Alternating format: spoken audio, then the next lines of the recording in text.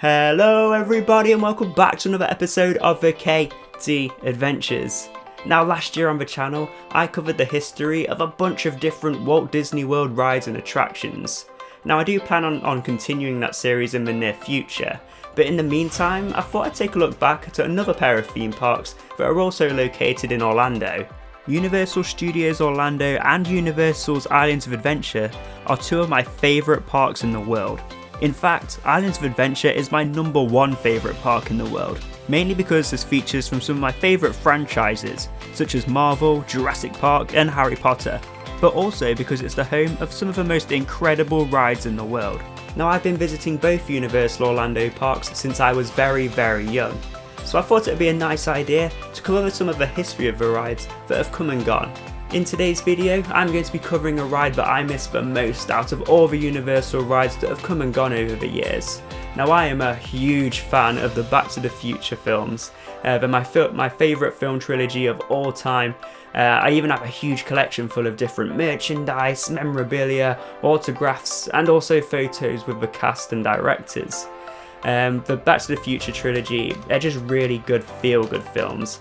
And if you've ever seen the trilogy yourself, you'll know what I mean. They're just great films. I could watch them over and over again.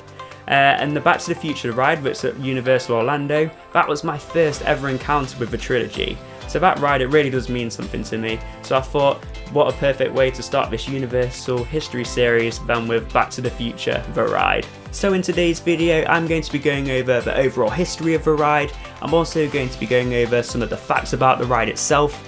And as sadly it's no longer with us, I'll also be going over what ride replaced it. But first, before we get further into the video, if you do enjoy watching, make sure to hit that like button. And if you are new to the channel and you're feeling extra cheeky, make sure to hit that subscribe button and ring that notification bell so you don't miss a single thing, because we make plenty of theme park related videos here at the KD Adventures which you don't want to miss. So first of all, let's go over about how the ride came about. Back to the Future was released in 1985 and was directed by Robert Zemeckis and written by Bob Gale. The film was produced by Steven Spielberg via his production company Amblin Entertainment and was then distributed by Universal Pictures. Although the film came out in 1985, first discussions of the ride were made in 1986. Steven Spielberg had been for a ride on his friend George Lucas's attraction Star Tours, which had recently opened at Disneyland. George told Steven that Universal could never do anything like Star Tours, so Steven took it upon himself and said, "Challenge accepted." A couple years later, in 1988, planning began for the ride. The original idea was for it to be a roller coaster, and although this would have been really fun, it would have been too hard to tell a story whilst going super fast on a coaster. And then, just like Star Tours, the motion simulator concept was discussed.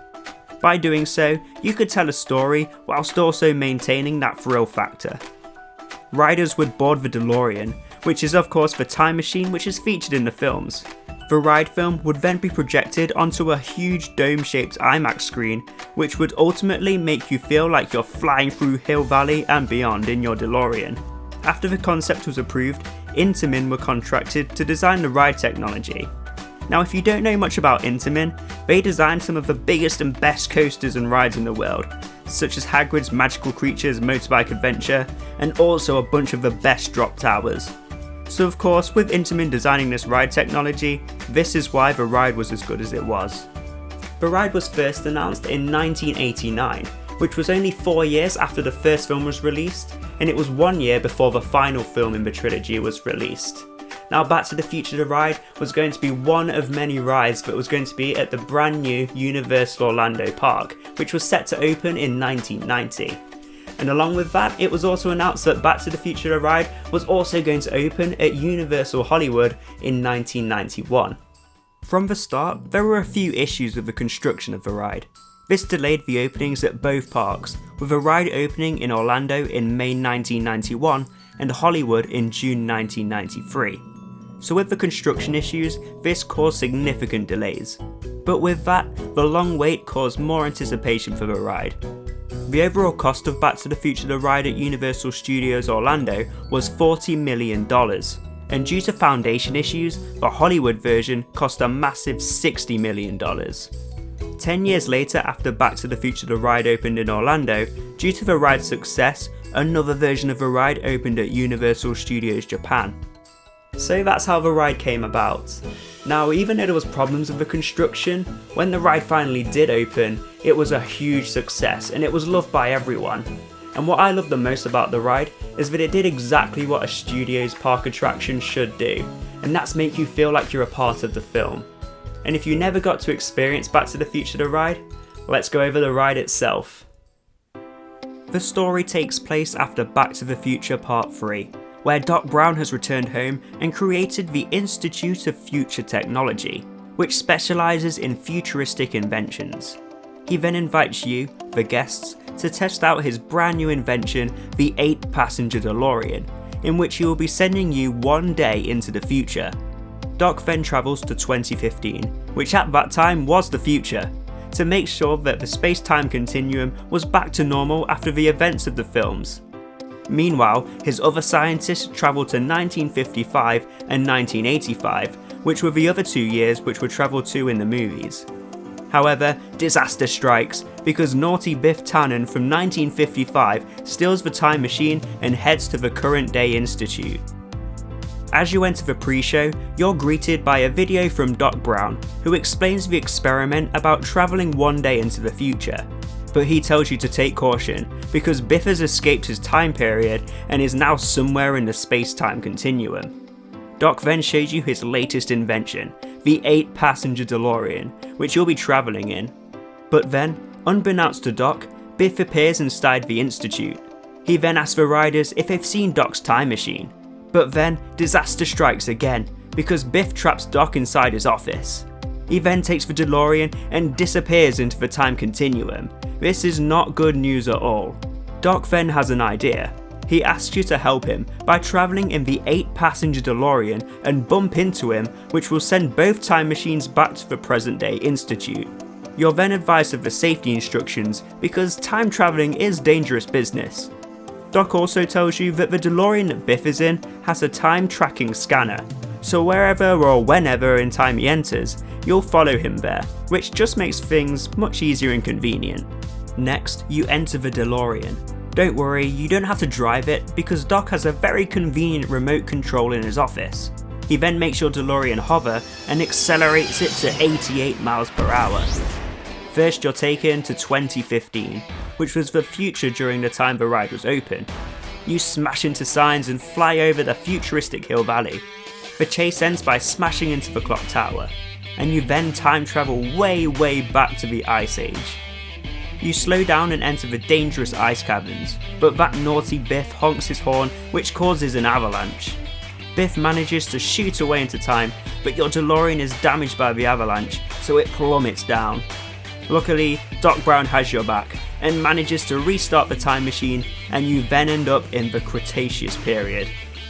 You follow Biff into a dormant volcano, but once again disaster strikes, and this time you're greeted by a huge Tyrannosaurus Rex.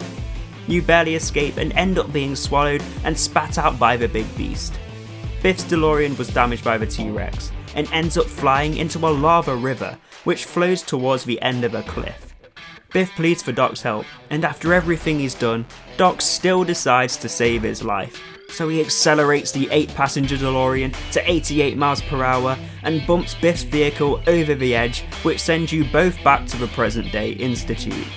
Biff thanks the riders and Doc, but is then taken away by security. Doc then reminds you that the future is what you make it as you exit the ride. Back to the Future the ride had a great story, and along with that it also had a great ride system too.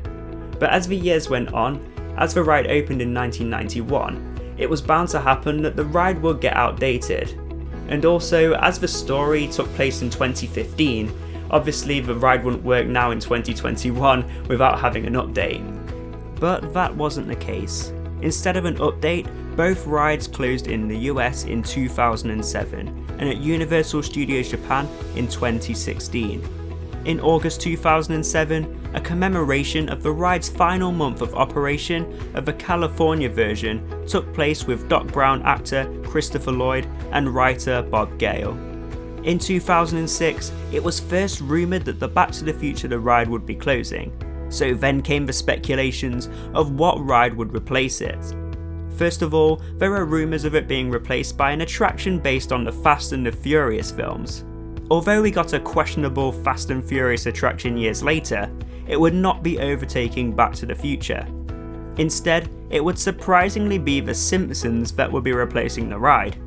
In terms of The Simpsons ride, the ride system is pretty much the same, and even in some parts of the story. You still chase after a bad guy, but instead of Biff Tannen, you chase after Sideshow Bob. And instead of being swallowed by a dinosaur, you instead end up in a giant Maggie Simpson. Some people aren't huge fans of the Simpsons ride after it took over Back to the Future, but in terms of the whole area in general, I think it's a really cool update. When the ride closed in Japan, the ride was overtaken by Minion Mayhem, which is much more disappointing. The ride may be gone, but Universal still pays homage to the film and ride in a few different ways in the Springfield area. On the construction walls when the Simpsons ride was being built, Comic Book Guy could be seen wearing Marty's future jacket from the second film.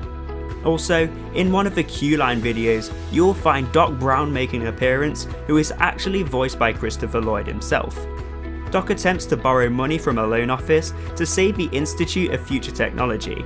However, Professor Frink crashes back in time in a DeLorean and crushes the banker, and Doc is upset that he must sell the Institute of Future Technology to that mercenary clown. You will also find props in the ride in the Springfield area too.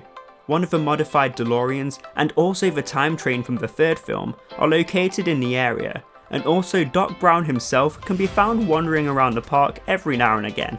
The ride may be gone, but if you never got the chance to ride it, you can experience it all from your own home, minus the DeLorean of course. If you own the trilogy on Blu-ray or DVD, you can find the ride footage in the bonus features. There have been a few alterations in regards to the music, and the overall quality is not very good at all, but if you want to relive memories of a ride, or if you want to experience it yourself, it's still better than nothing. Not only do you get the ride footage, you also get the Q-Line footage too, so it's definitely worth checking out if you have the DVD or Blu-ray. So there we have it, the history of Back to the Future the ride at the Universal parks. Now it is a shame that it has gone, but theme parks, they do need to continuously update to stick with the current times and look towards the future rather than the past. But yeah, as I said, it is a shame. I would have loved to have the ride to have stuck around for a few more years so I could ride it a few more times, because obviously I live in the UK and it's over in America, so I didn't get to go on it that much, but when I did go on it, it was a great ride and I did love it. And as I said at the start of the video, Back to the Future is my favourite trilogy of all time. So yeah, it is a shame, but I also do love the Simpsons ride. I also think that's a really fun one. So yeah, it's not all that bad. But yeah, that's it for this video. I really hope you enjoyed it. If you ever rode Back to the Future the ride yourself, then let me know down in the comments below. And also, if you want me to cover any more Universal rides that have come and gone, then also let me know, and I will cover them. But yeah, that's it for this video. Thank you all for watching, and I will see you in the next one.